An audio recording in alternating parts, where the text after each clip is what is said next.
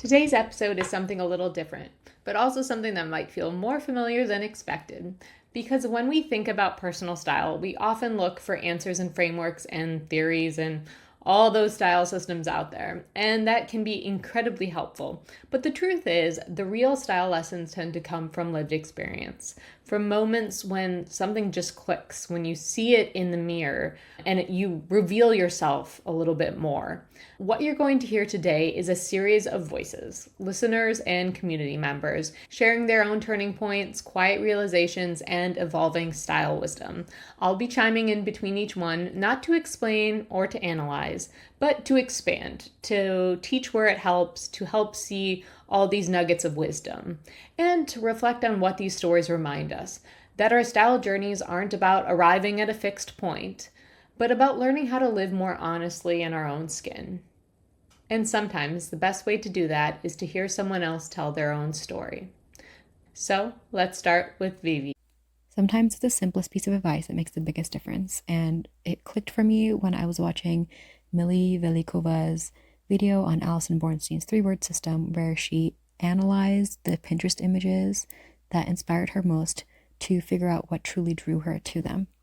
This mindset I had already implemented with my eyeshadow collection. I haven't purchased eyeshadows in a really long time, and that's because I started doing what Hannah Louise Poston does with Dupe the Vibes, which I don't know if she's done it recently, but she would identify what truly inspired her about palettes that she wanted to buy, pick the shades that she would use and how she'd use them, and create her version of that palette with the stuff she already owned.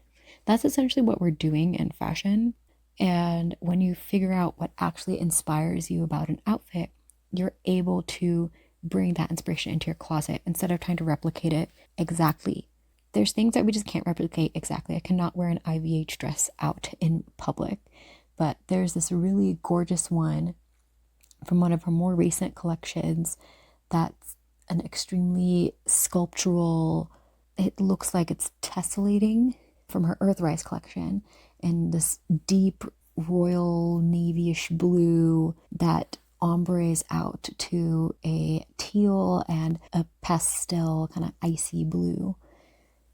I can't wear that dress. I can't own that dress, but what draws me to this outfit is the strong silhouette that mimics nature. That's what I love about IVH, and the monochromatic color palette that still has variation in value and chroma, but is the same shade, or same color, right?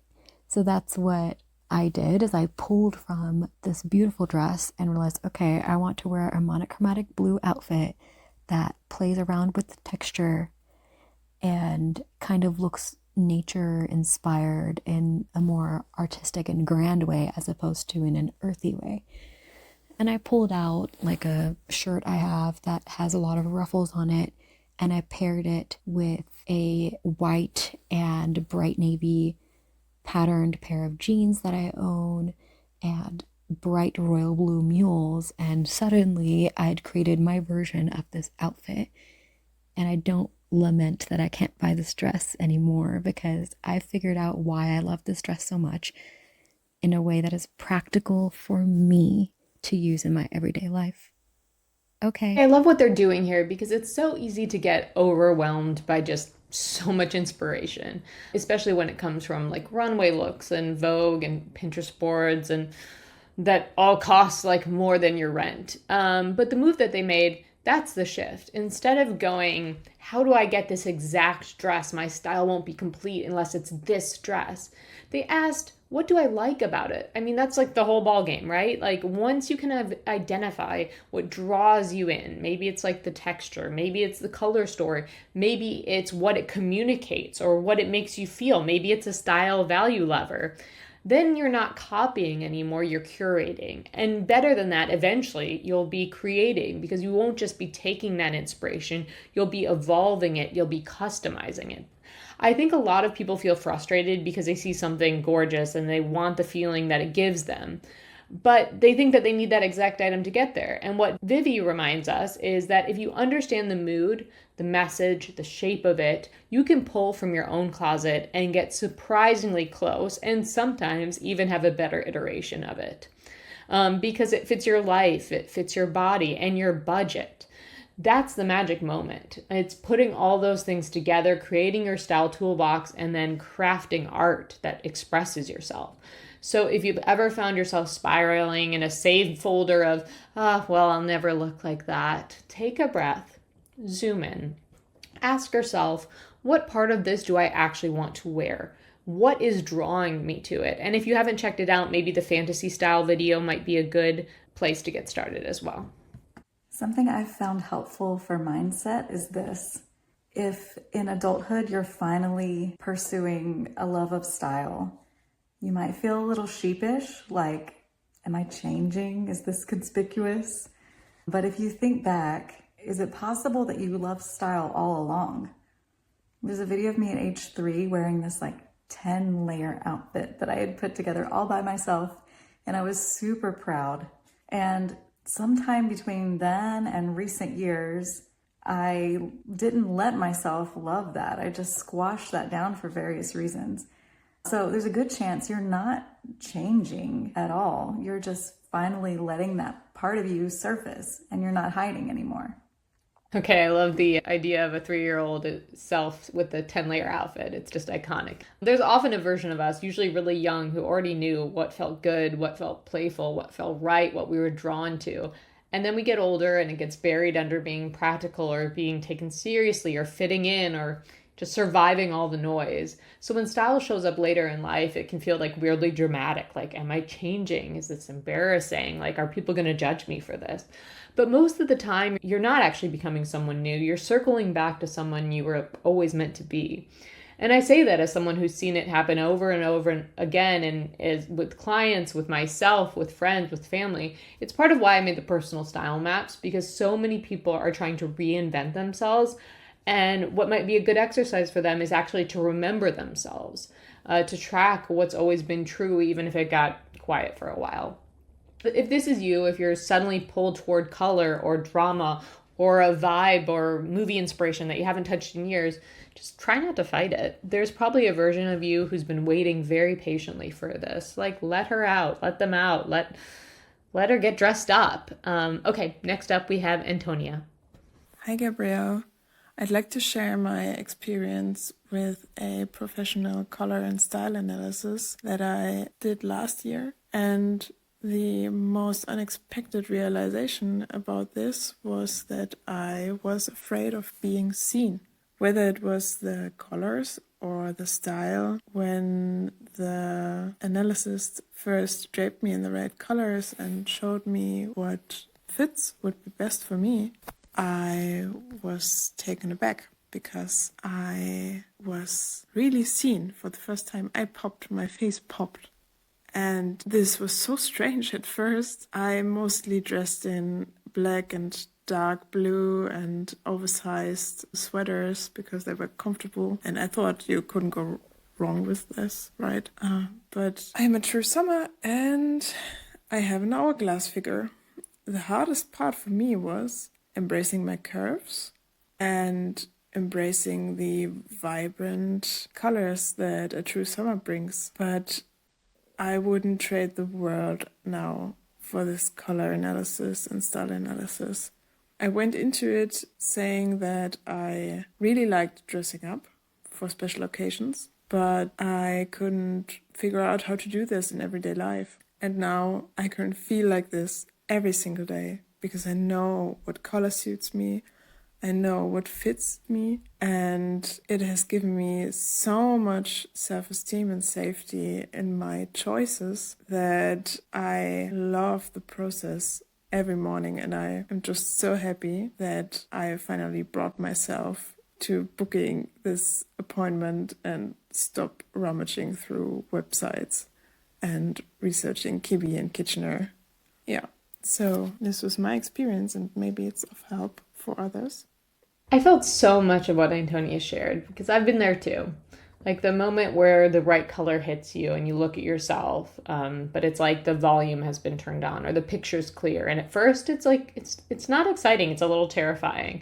When I first started playing with the Bright Spring palette, immediately I was scared. I thought I liked neutrals. I thought I looked gray. It made me look serious, put together. It felt trendy.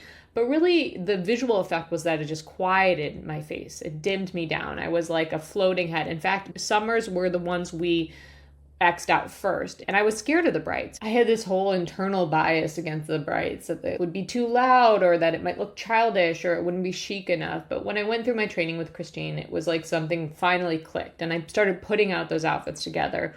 Or maybe more accurately, it was like something unlocked. Like I saw how the bright colors weren't some new version of me. They were like the older, more essential part of me that I'd stopped allowing, that part that was like vibrant and bouncy and like maybe even slightly chaotic in a good way. The part of people used to notice when I walked into a room, like I just kind of pushed her away. So when Antonia says that wearing her right colors felt like finally being seen, I really get it, because being seen isn't always easy at first. It's very vulnerable, especially if you spent years in black sweaters trying to not draw attention to yourself or trying to conform. But style is like that. It kind of meets you where you are and then nudges you forward, especially new colors. And if that first nudge feels uncomfortable, that's okay. It doesn't mean that it's wrong. It means something new is waking up. And it might have been something that you've always been. And that's why with color clients, I tell them, give it 3 months and then we'll do a check-in. I want you to feel this palette. I want you to live it, breathe it, explore different sides of it. Maybe the reds aren't right, but you're vibing with the purples and you realize that you've unlocked this new side of you. So it's always about taking things, being vulnerable, exploring, and experimenting. Now let's get to our next response. Oh God, where do I begin? If I could share an in-depth analysis of my style journey, Gabrielle would have an entire episode of just me. To keep it short, my style journey has been a battle of different aspects of myself. Fantasy, practicality, comfort, body limitations, familial standards, just to name a few. It was only until 2023, I believe, that I started on the path that will truly marry all these aspects of myself. I discovered Gabrielle Arruda, Ellie Jean Royden, Jen from Style Refinement, and Style Thoughts by Rita, and through them, learned of David Kibbe, John Kitchener, Rachel's Truth is Beauty, Miriam Style, David Zyla, and Andrea Flammer.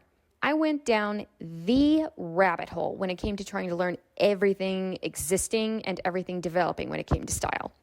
Olga Berlinska's Ethereals, Ali Art, Millie Velikova, Dear Peachy, Style by Sophia, Mylene Mamali, Kita Leese, and Sire, just to name the most influential ones on my journey. Thanks to all of the above, I now have a blurry North Star and am currently 60% happy with my wardrobe, which is a lot. I won't go into detail as I still need an unbiased analysis from the amazing Andrea Flummer and a few other key stylistas and mistas. I'm just going to end this with a big thank you to all of whom I previously mentioned. Kirsten, I feel like you just described like 95% of style journeys, and like only most people just don't say it out loud. That mix of like research, inspiration, overload, like half solutions, identity crisis, Pinterest spirals, it's a lot. But it's also kind of like the magic, the messy middle. There's this myth that figuring out your style should be a clean, elegant process. And if you just pick a type, suddenly your closet aligns like a movie montage. And that's just not how it works. Most of us get there through experimentation, through mistakes, through thinking you're one thing and then trying something else and slowly layering in the nuance until it starts to kind of feel like real and like you. And obviously I haven't done a deep dive into every system out there, but I've been in this space long enough to recognize how seductive that search can be.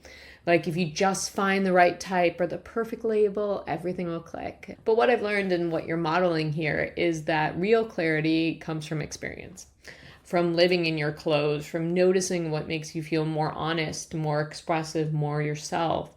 So when you say you're 60% happy with your wardrobe, that's not halfway. That's real progress, and that's meaningful. That's comfort and alignment.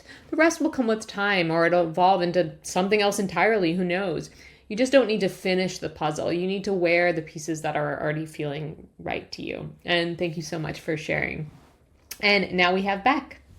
I think my best style advice is to stop worrying about finding that one perfect outfit or that one perfect style uniform that will work for you every day. When I first started on my style journey, I thought things to myself like, what if I died and this became my ghost outfit forever? It became impossible. You start thinking about, what if this color isn't perfect? What if this line doesn't suit me? What if my belt doesn't perfectly match my shoes? Once you stop worrying about that, things become so much easier, and you can start having a lot more fun with your outfits on a day-to-day basis.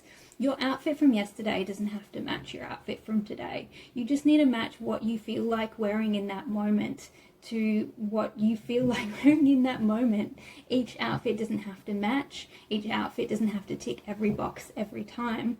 The only thing that you need to worry about is making sure you're happy and that you're enjoying your style and your style journey. Okay. Knowing your post in the Facebook group and your lovely October Halloween challenge, I love the idea of what if this becomes my ghost outfit. That just like made me chuckle. And it's also weirdly relatable because perfectionism sneaks into style fast and not always in the ways you expect it to. It shows up as like second guessing every color choice or obsessing over whether your shoes are too casual for your belt or if you've added enough gamine to this outfit or worrying that it's not cohesive enough and you don't have a style. But what I think you said is the truth. Each outfit doesn't need to be your final statement. It doesn't have to prove anything, and it definitely doesn't have to carry the weight of your entire identity.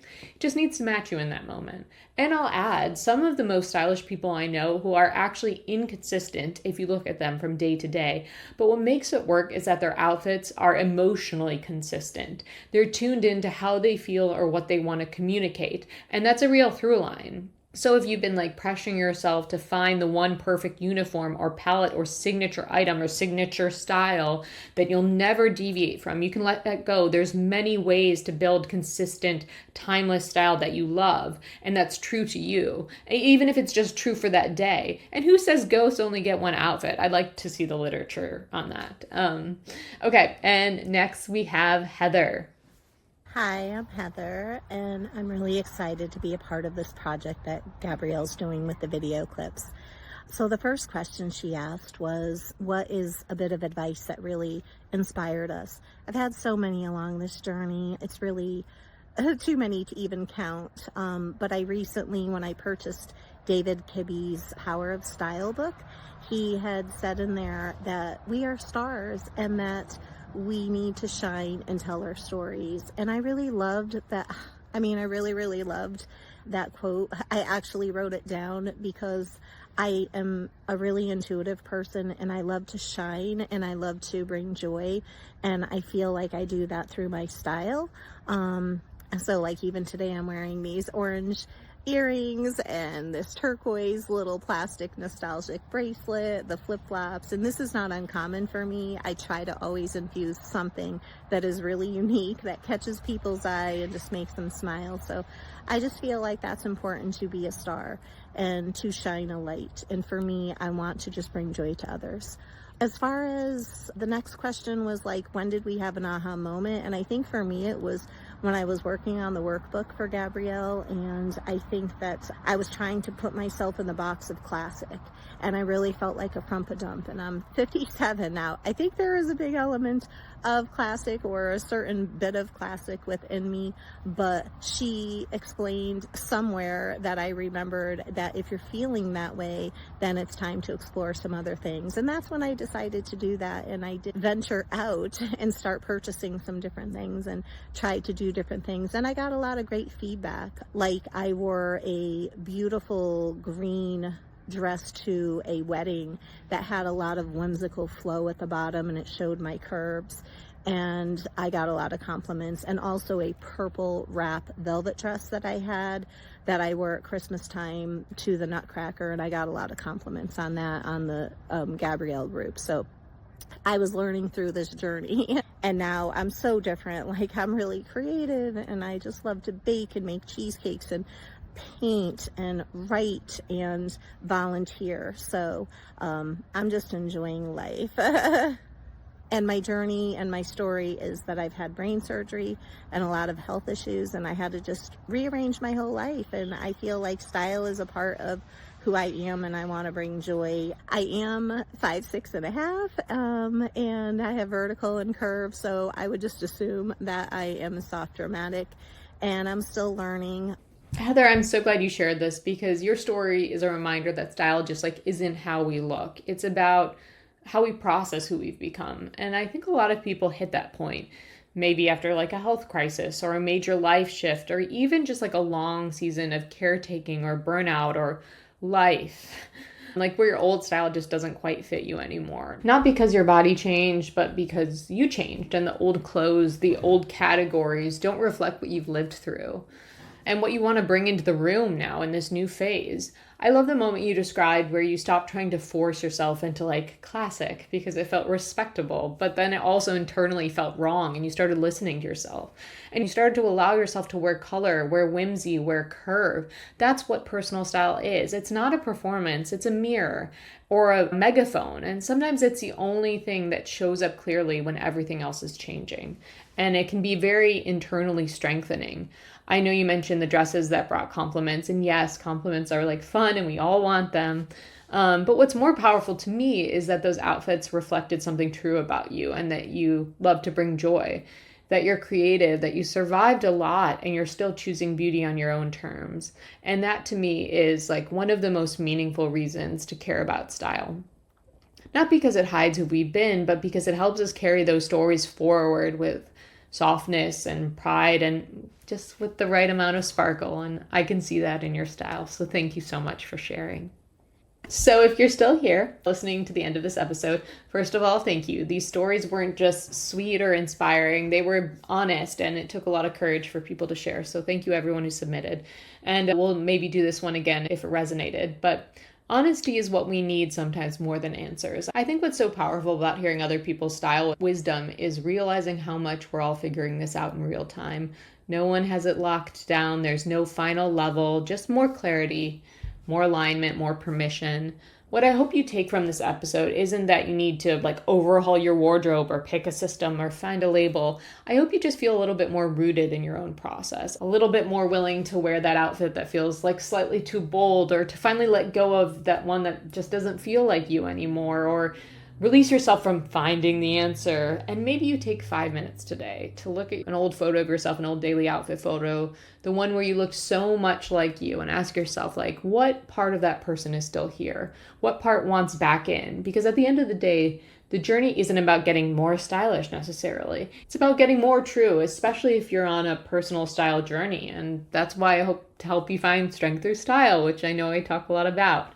And hey, if you liked this episode or it made you think about style or story and a little bit differently, I'd love it if you left a review or sent it to someone who's in the same messy middle. I think it really does help to hear people share their wisdom, to share their wins, to share their hurdles, to know that we're not alone. Okay, everyone, until next time. And if you liked this type of episode, let me know in the comments on YouTube.